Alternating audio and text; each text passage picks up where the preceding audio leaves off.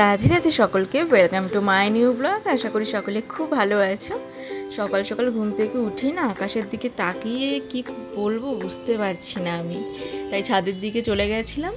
দেখি মেঘলা করে আছে আকাশটা, কিন্তু আবার অন্যদিকে রোদও দিয়েছে, মানে এত কনফিউজড করছে না।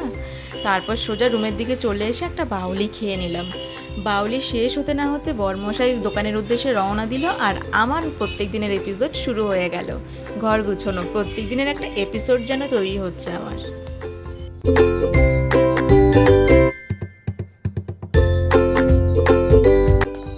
আজ সকাল সকাল মা কিছু শাক নিয়ে এসছে, কলমি শাক। আমাদের ঘরের পাশেই শাকগুলো হয়েছিল, তো এই শাকগুলো সব নিয়ে এসছে। আর এই শাকগুলো আজকে রান্না হবে না, এগুলোকে এমনি বেছে রাখবো, বেছে রেখে দেবো। আজকে যেহেতু অন্য একটা শাক হচ্ছে, বেছে রাখবো, কালকে রান্না করবে।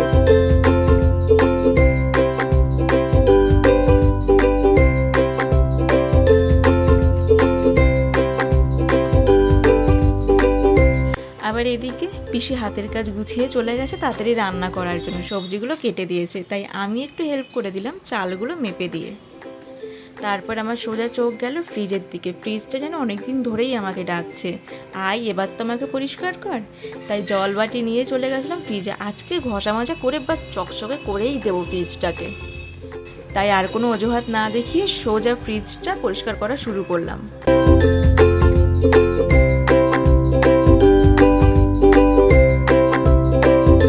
বাড়িতে বেশ কয়েকদিন ধরে এরকম অনেক ফল পড়েছিল, তো ওগুলো নষ্ট যাবে কেন, ফ্রিজে ঢুকিয়ে রাখি, নয়তো একা একাই নষ্ট হয়ে যাবে। শেষে সব গালগুলো আমাকেই খেতে হবে। তাই জন্য ঝটপট ফ্রিজের কাজ শেষ করে সোজা আসলাম কুলারের দিকে। কুলারটাকেও ক্লিন করলাম। আর সেই যে শাক ফেলে রেখেছিলাম, আমাদের গিনি দেখে খেতে শুরু করে দিয়েছে, তাই ওর জন্য এগুলো তুলে রেখে রুমে আসলাম। একটু বসতে না বসতেই না রুমের বেডশিটটা ধরে দেখি চ্যাট করতেছে। এই গরমে বিশ্বাস করো এইসব চ্যাটে ভ্যাপসা এই জিনিসগুলো একদম ভালো লাগে না। রুম ক্লিন হলে যেন শান্তি। তাই বাক্স খাট থেকে একটা বেডশিট বার করে বিছিয়ে দিলাম বেডে। আর এটা বাক্স খাটের নিচ থেকে বের করে এভাবে যে চাপছি বলে কিন্তু কেউ হেসো না, প্রেশার দিতে হয় না, খুব কষ্টকর কাজ এটা, তাই উঁচু হয়েই প্রেশারটা দিলাম।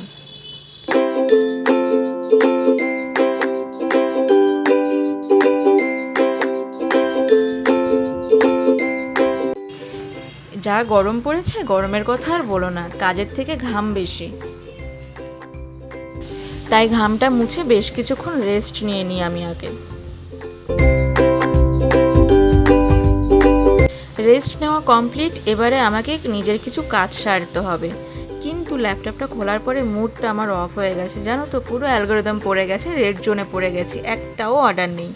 এরপরে দুপুরে বেরিয়ে গেলাম বাজারে, আর ওখানে গিয়ে না আমার দোলনাটা এত পছন্দ হয়েছে, না নিয়ে চলে এসেছি মামামের বাড়িতে। আর সে যা আমাকে দেখেছে, ছুটে আমার দিকে চলে এসছে। মামাম,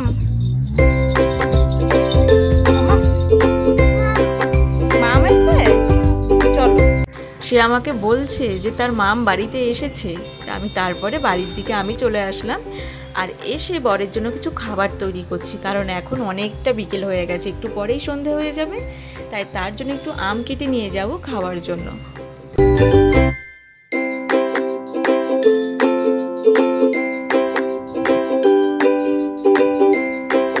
আর এভাবেই সকাল থেকে সন্ধ্যা, কাজ, গরম, একটু হাসি, একটু মন খারাপ, আর অনেকগুলো ছোট ছোট মুহূর্ত নিয়ে কেটে গেল আমার আজকের দিনটা।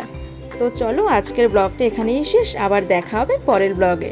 ততক্ষণ পর্যন্ত ভালো থেকো, আর ভিডিওটা ভালো লাগলে অবশ্যই সাবস্ক্রাইব করে দিও, লাইক করে দিও, আর শেয়ার করতে একদম ভুলবে না।